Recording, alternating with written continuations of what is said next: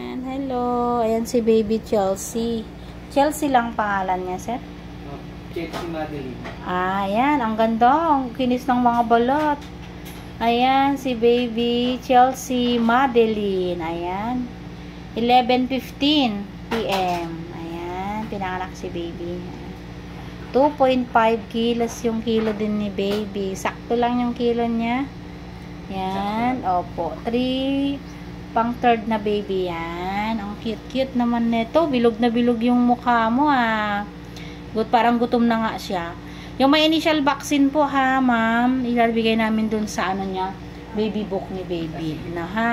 Yung mga binigay namin initial vaccine, si Hepa B, vitamin K, tapos yung sa eye ointment sa mata. Ayan, humihikab-hikab na yan si baby girl.